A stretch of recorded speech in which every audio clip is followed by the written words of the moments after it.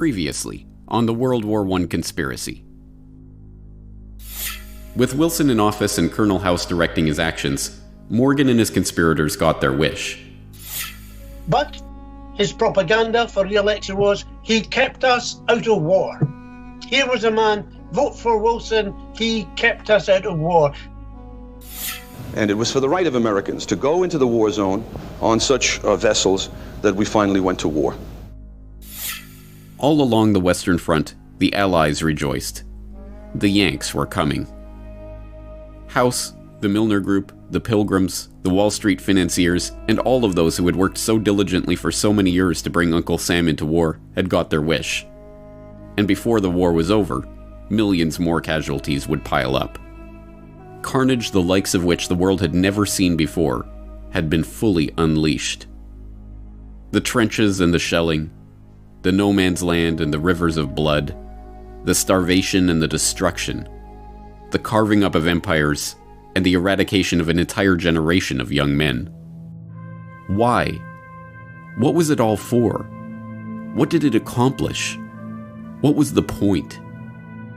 To this day, over 100 years later, we still look back on the horrors of that great war with confusion. For so long we have been told non-answers about incompetent generals and ignorant politicians. It's the senselessness of war the teachers of this fraudulent and partial history have told us with a shrug. But, now that the players who worked to set the stage for this carnage have been unmasked, these questions can finally be answered. And now the conclusion of the World War I conspiracy.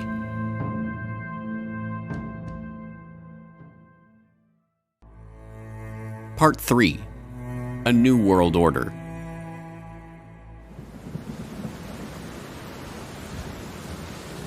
February 21st, 1916.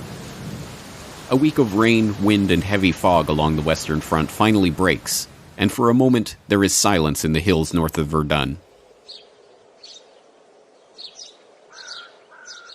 That silence is broken at 7:15 a.m. when the Germans launch an artillery barrage heralding the start of the largest battle the world had ever seen. Thousands of projectiles are flying in all directions, some whistling, others howling, others moaning low, and all uniting in one infernal roar. From time to time, an aerial torpedo passes, making a noise like a gigantic motor car. With a tremendous thud, a giant shell bursts quite close to our observation post, breaking the telephone wire and interrupting all communication with our batteries. A man gets out at once for repairs, crawling along on his stomach through all this place of bursting mines and shells. It seems quite impossible that he should escape in the rain of shell, which exceeds anything imaginable. There has never been such a bombardment in war. Our man seems to be enveloped in explosions, and shelters himself from time to time in the shell craters which honeycomb the ground. Finally, he reaches a less stormy spot, mends his wires, and then, as it would be madness to try to return, settles down in a big crater and waits for the storm to pass. Beyond, in the valley, dark masses are moving over the snow-covered ground. It is the German infantry advancing in packed formation along the valley of the attack. They look like a big gray carpet being unrolled over the country. We telephone through to the batteries, and the ball begins. The sight is hellish. In the distance, in the valley, and upon the slopes, regiments spread out, and as they deploy, fresh troops come pouring in. There is a whistle over our heads. It is our first shell. It falls right in the middle of the enemy infantry. We telephone through, telling our batteries of their hit, and a deluge of heavy shells is poured on the enemy. Their position becomes critical. Through glasses, we can see men maddened, men covered with earth and blood, falling one upon the other. When the first wave of the assault is decimated, the ground is dotted with heaps of corpses. But the second wave is already pressing on.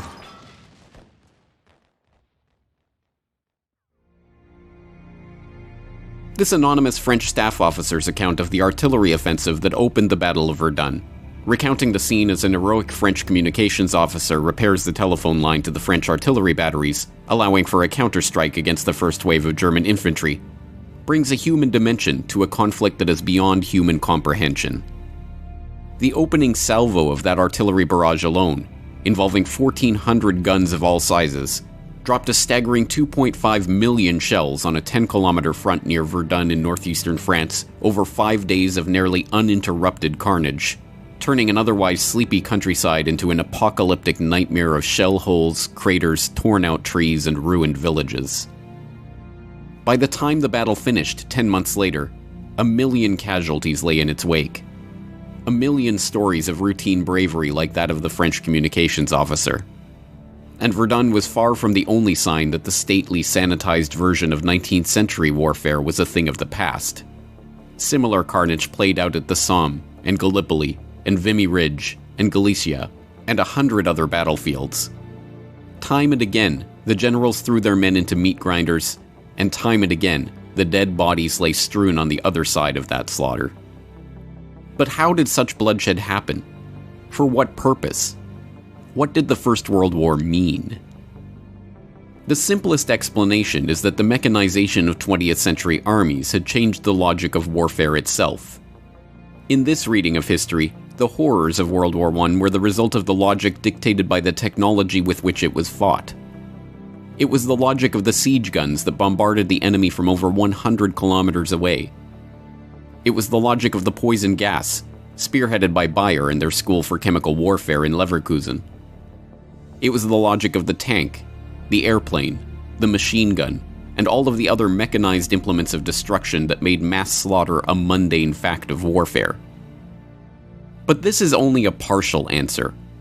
More than just technology was at play in this Great War, and military strategy and million-casualty battles were not the only ways that World War I had changed the world forever.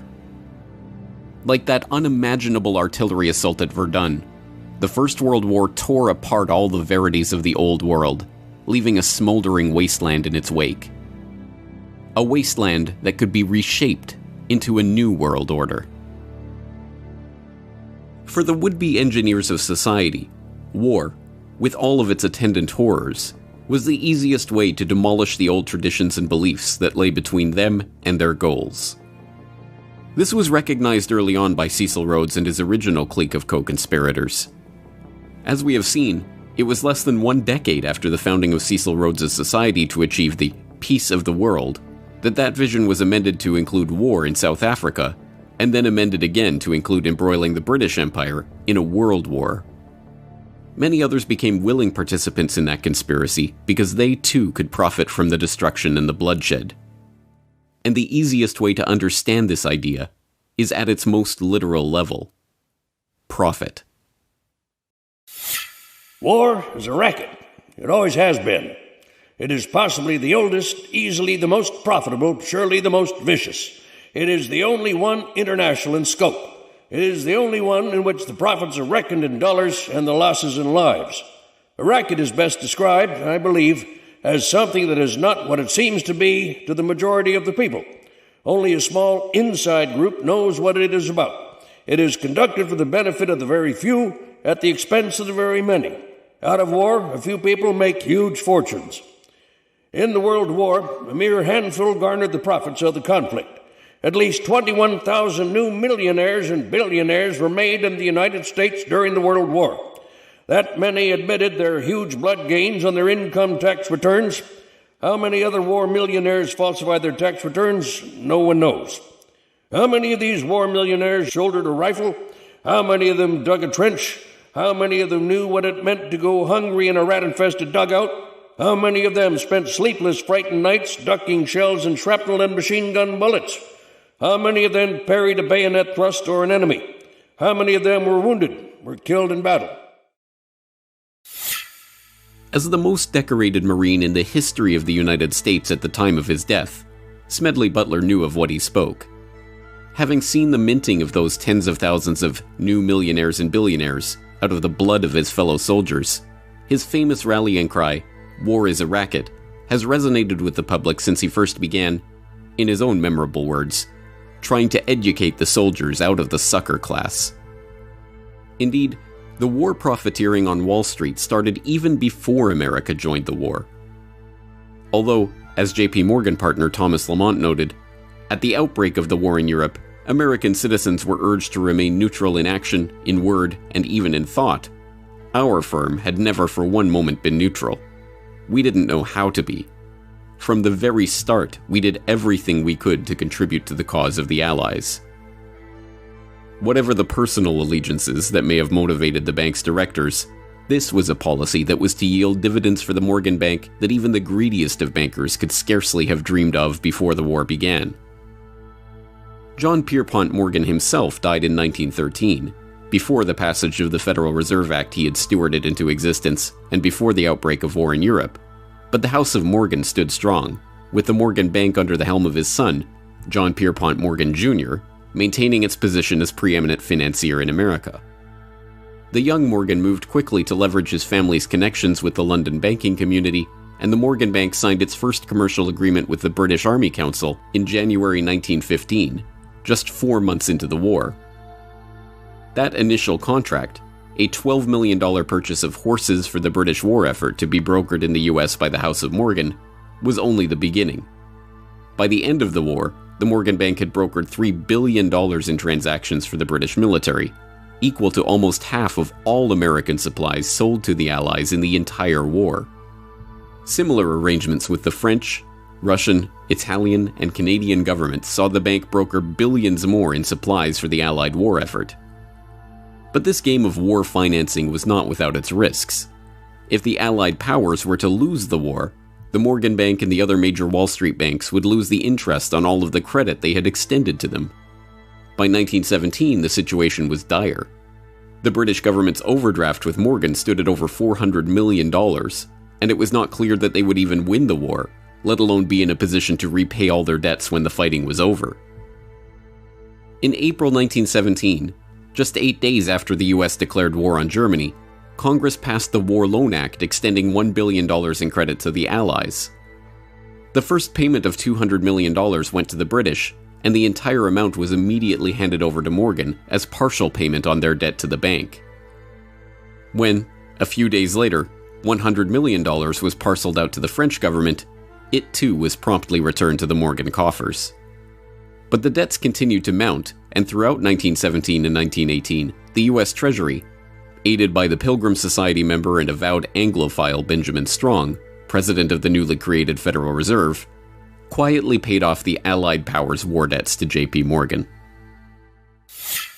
What I think is interesting is also the bankers' viewpoint here. America was so deeply involved in that war, financing. There was so much money which could only really be repaid as long as Britain and France won. That had they lost, the loss on the American financial, the stock exchange, the stock market, Wall Street, your great industrial giants would have been horrendous. So America was deeply involved, not the people, as is ever the case, not the ordinary citizen who cares, but the financial establishment who had, if you like, treated the entire thing as they might a casino and put all the money on one end of the board, and it had to come good for them. So all of this is going on. I mean, I personally feel that the American people don't realize just how far duped they were by your Carnegies, your JP Morgans, your great bankers, your Rockefellers, by the multi-millionaires who emerged from that war because they were the ones who made the profits, not those who lost their sons, lost their grandsons, whose lives were ruined forever by war. After America officially entered the war, the good times for the Wall Street bankers got even better. Bernard Baruch, the powerful financier who personally led Woodrow Wilson into Democratic Party headquarters in New York like a poodle on a string to receive his marching orders during the 1912 election, was appointed to head the newly created War Industries Board. With war hysteria at its height, Baruch and the fellow Wall Street financiers and industrialists who populated the board were given unprecedented powers over manufacture and production throughout the American economy, including the ability to set quotas, fix prices, standardize products, and, as a subsequent congressional investigation showed, pad costs so that the true size of the fortunes that the war profiteers extracted from the blood of the dead soldiers were hidden from the public. Spending government funds at an annual rate of $10 billion, the board minted many new millionaires in the American economy. Millionaires who, like Samuel Prescott Bush of the infamous Bush family, happened to sit on the War Industries Board. Bernard Baruch himself was said to have personally profited from his position as head of the War Industries Board to the tune of $200 million. The extent of government intervention in the economy would have been unthinkable just a few years before. The National War Labor Board was set up to mediate labor disputes. The Food and Fuel Control Act was passed to give the government control over the distribution and sale of food and fuel. The Army Appropriations Act of 1916 set up the Council of National Defense, populated by Baruch and other prominent financiers and industrialists, who oversaw private sector coordination with the government in transportation, industrial and farm production, financial support for the war, and public morale. In his memoirs at the end of his life, Bernard Baruch openly gloated, "The experience had a great influence upon the thinking of business and government. WIB had demonstrated the effectiveness of industrial cooperation and the advantage of government planning and direction.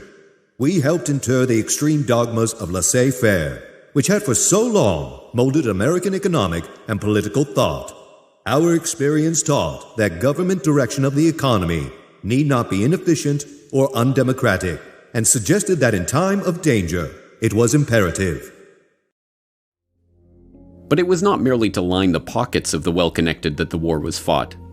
More fundamentally, it was a chance to change the very consciousness of an entire generation of young men and women.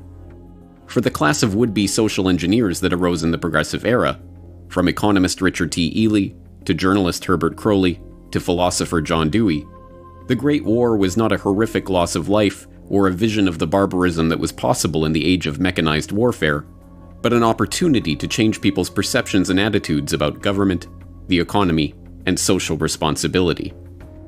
Dewey, for example, wrote of the social possibilities of war.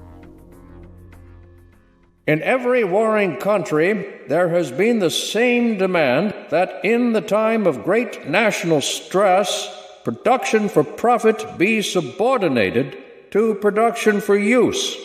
Legal possession and individual property rights have had to give way before social requirements. The old conception of the absoluteness of private property has received the world over a blow from which it will never wholly recover.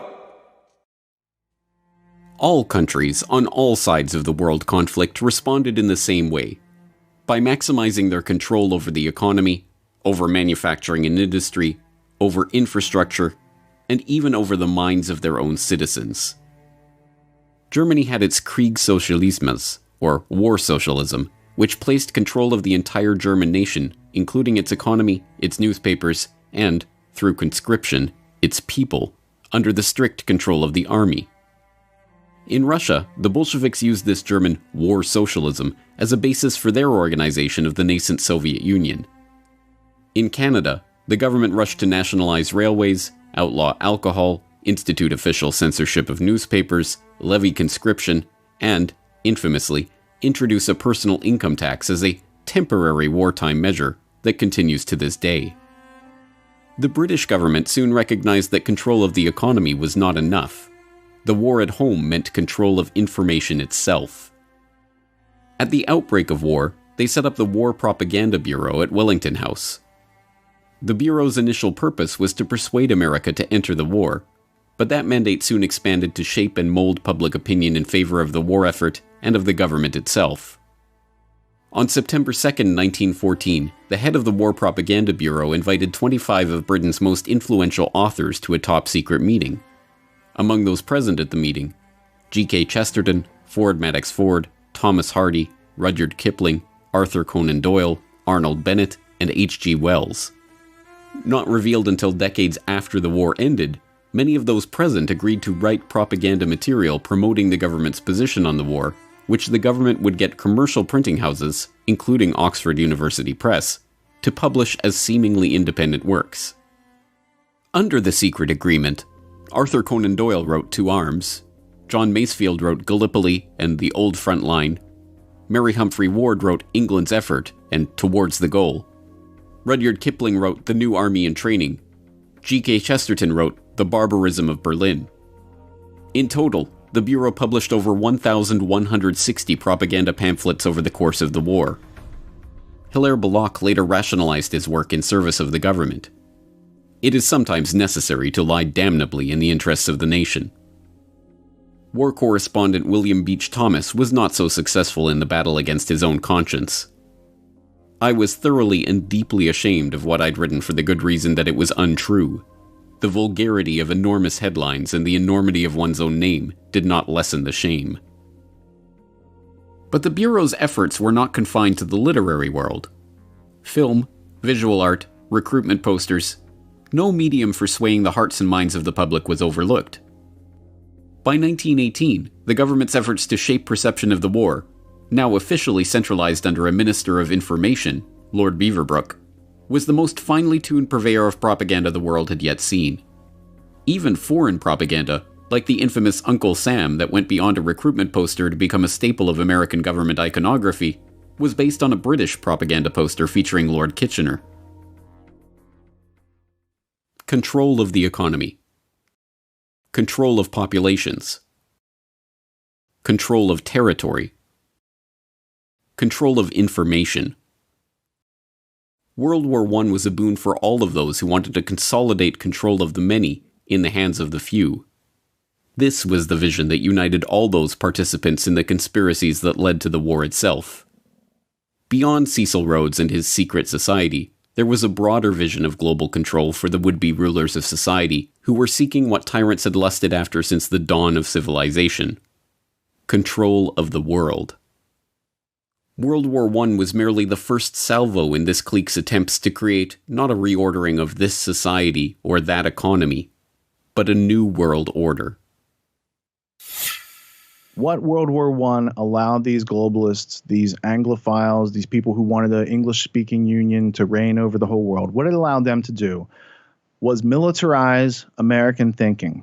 And what I mean by that is there was a whistleblower called Norman Dodd. He was the head researcher for the Reese Committee that looked into how nonprofit foundations were influencing American education away from freedom. And what they found was the Carnegie Institute for International Peace was seeking to understand how to make America a wartime economy, how to take the state apparatus over, how to change the education to get people to continually consume, how to have arms production ramp up.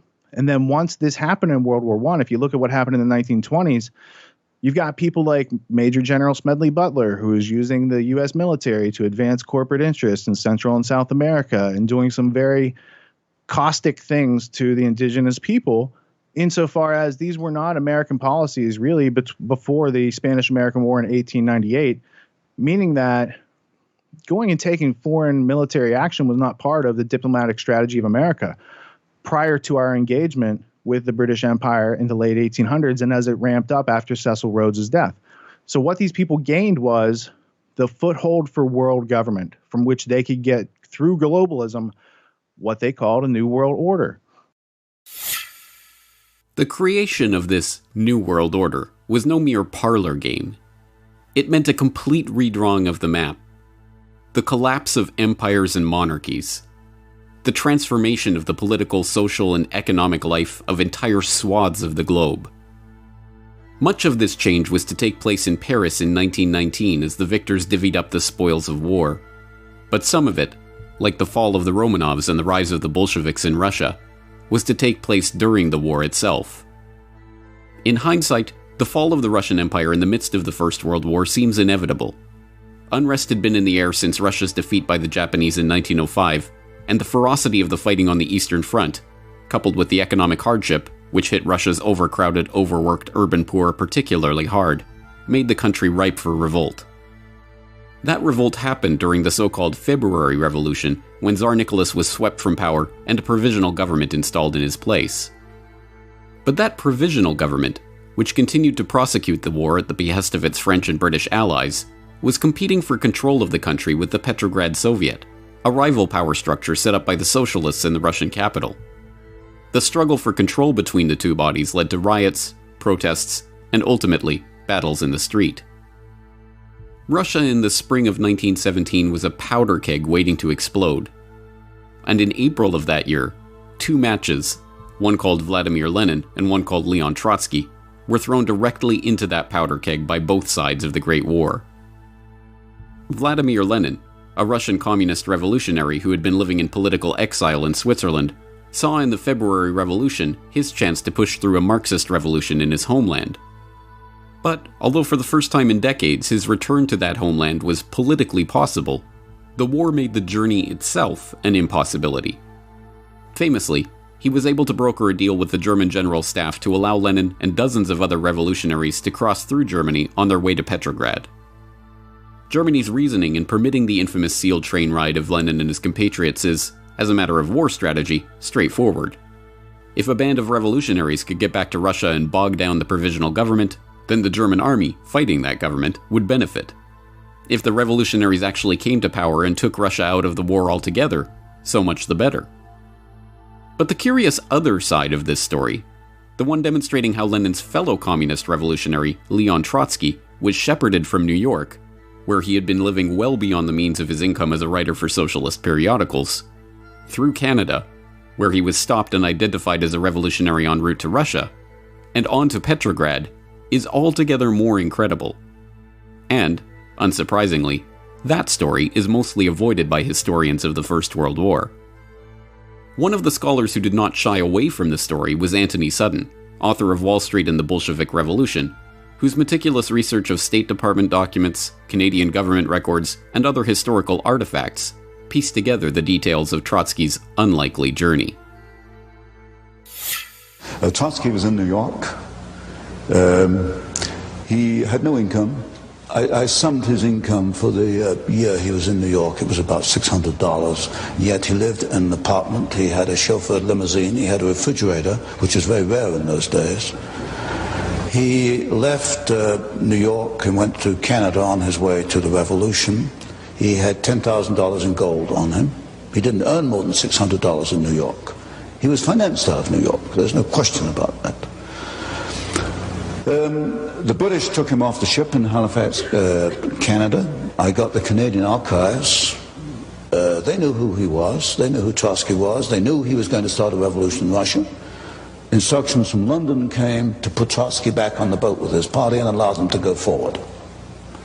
So there is no question that Woodrow Wilson, who issued the passport for Trotsky, and the New York financiers who financed Trotsky, and the British Foreign Office allowed Trotsky to perform his part in the revolution.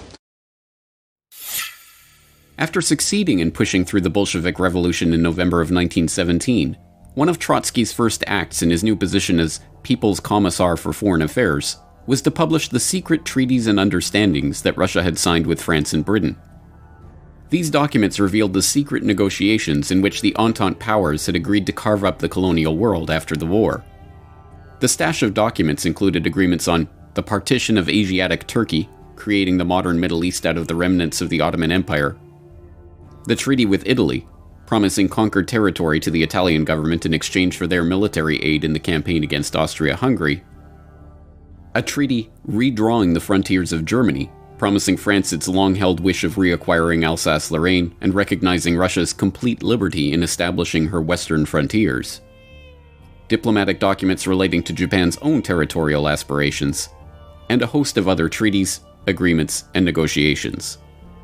One of these agreements, the Sykes-Picot Agreement between Britain and France, which was signed in May 1916, has grown in infamy over the decades. The agreement divided modern-day Turkey, Jordan, Iraq, Syria, and Lebanon among the Triple Entente, and although the revelation of the agreement caused much embarrassment for the British and the French and forced them to publicly back away from the Sykes-Picot map, served as the basis for some of the arbitrary lines on the map of the modern-day Middle East, including the border between Syria and Iraq. In recent years, ISIS has claimed that part of their mission is to put the final nail in the coffin of the Sykes-Picot conspiracy. Other territorial conspiracies, like the Balfour Declaration, signed by Arthur Balfour, then acting as Foreign Secretary for the British government, and addressed to Lord Walter Rothschild, one of the co-conspirators in Cecil Rhodes' original secret society, are less well known today. The Balfour Declaration also played an important role in shaping the modern world by announcing British support for the establishment of a Jewish homeland in Palestine, which was not under British mandate at the time. Even less well known is that the document did not originate from Balfour, but from Lord Rothschild himself, and was sent to fellow Round Table conspirator Alfred Milner for revision before being delivered. So this was he's known as Lord Walter Rothschild, and professionally he's a zoologist. He inherits a lot of wealth in a very high status family. He pursues his art and his science and his scientific theories and research. But he has zoological museums, and he's collecting specimens. And he's famously the Rothschild that's riding the giant tortoise and leading him around with a piece of lettuce on his stick. And there's a piece of lettuce hanging out of the tortoise's mouth. And I've always used that. Here's the metaphor for the bankers. Like, they're leading people around with stimulus response. This tortoise can't ask questions. It can't question its obedience. So that's Lord Walter Rothschild. Why is he important? Well, he and his family are some of the early financiers and backers of Cecil Rhodes and promoters of his last will and testament. And in the question of America being brought back into the British Empire, there are newspaper articles. There's one in 1902 where Lord Rothschild is saying, this would be a good thing to have America back in the British Empire. He's also the Lord Rothschild to whom the Balfour Declaration is addressed. So in 1917, there's an agreement, a letter of agreement sent from the British government from Arthur Balfour to Lord Rothschild. Now, Lord Rothschild and Arthur Balfour, they know each other. They have a long history together. And there's a lot of Fabian socialists in this whole story of what led up to World War I. Specifically with Balfour, he's acting as an agent of the British government saying, we're going to give away this land that's not really ours, and we're going to give it to you guys and your group. The problem is the British had also promised that same land to the Arabs. So now the Balfour Declaration is going against some of the foreign policy plans that they've already promised to these other countries.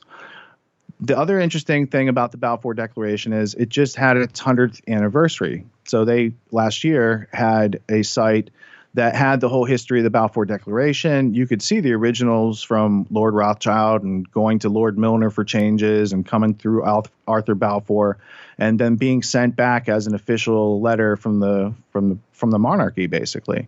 So that's interesting. But there's also interviews where the current Lord Rothschild, Lord Jacob Rothschild, comments on his ancestors' history and how they brought about the Jewish state in 1947-48 because of the Balfour Declaration. So there's a lot of history to unpack there. But most people, again, they're not aware of the document, let alone the very interesting history behind it, let alone what that really means in the bigger story. Over 2 decades after Cecil Rhodes launched the secret society that would engineer this so-called Great War, the likes of Alfred Milner and Walter Rothschild were still at it, conspiring to use the war they had brought about to further their own geopolitical agenda.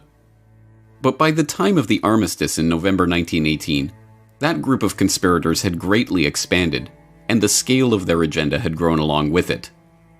This was no small circle of friends who had embroiled the world in the first truly global war, but a loosely knit network of overlapping interests, separated by oceans and united in a shared vision for a new world order. Milner, Rothschild, Gray, Wilson, House, Morgan, Baruch, and literally scores of others had each had their part to play in this story. Some were witting conspirators, others merely seeking to maximize the opportunities that war afforded them to reach their own political and financial ends. But to the extent that those behind the World War I conspiracy shared a vision, it was the same desire that had motivated men throughout history: the chance to reshape the world in their own image. Just tell us all over again why. Why? Just You tell it won't again. find this in the textbooks. Why is to bring about, I suspect, a plan to control world society in which you and I won't find the freedoms to believe and think and do as we believe. And war is an instrument of massive change. We know that. It is an instrument of massive change, in particular for those who are defeated. In a war where everyone is defeated, then it's simply an element of massive change. And that's a very deep, thought-provoking concept, that if everyone loses, or if everyone except us, depending on who the us are, loses, then we are going to be in a position to reconstruct in our image. Altogether in the war, who knows, some 10 or 12 million people died. People experienced things both in combat, and the people back home understanding what was happening, that dazed them, that stunned them. You know, it's almost as if for a few generations the peoples of Europe had been increased, sort of like a flock of sheep by their shepherds, okay? Through industrialization, through the spread of liberal ideas and institutions, through the decrease of infant mortality, the raising of standards of living, the population of Europe was enormously greater than it had ever been before. And now the time came to slaughter some part of the sheep for the purposes of the ones who were in control.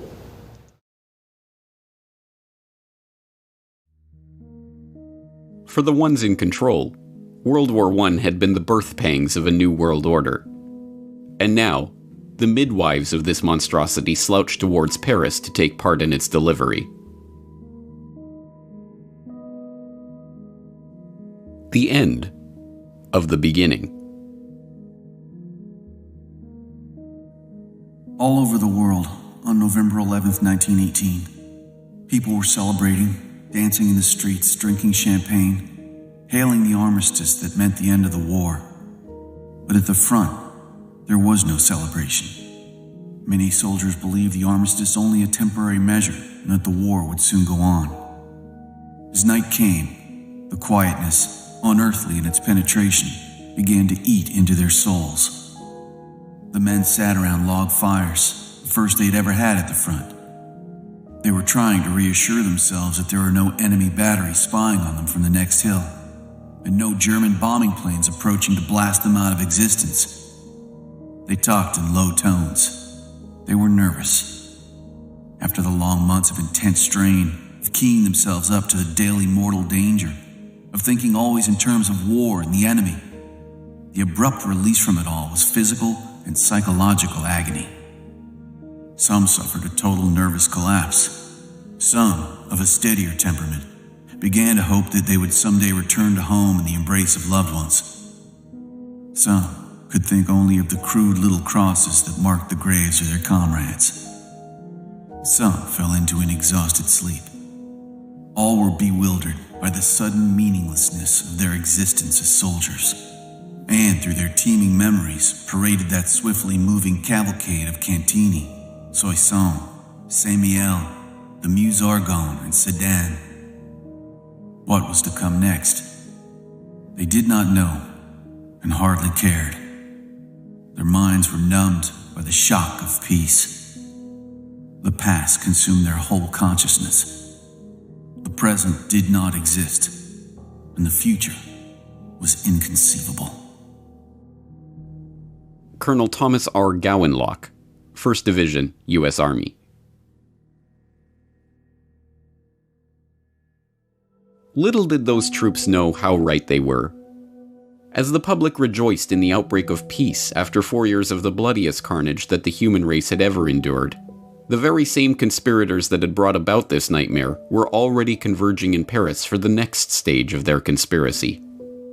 There, behind closed doors, they would begin their process of carving up the world to suit their interests, laying the groundwork and preparing the public consciousness for a new international order, setting the stage for an even more brutal conflict in the future, and bringing the battle-weary soldiers' worst fears for the future to fruition. and all in the name of peace. The French general, Ferdinand Foch, famously remarked after the Treaty of Versailles that, "This is not a peace. It is an armistice for 20 years.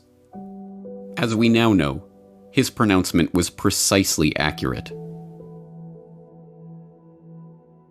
The armistice on November 11, 1918 may have marked the end of the war, but it was not the end of the story. It was not even the beginning of the end. It was, at best, the end of the beginning.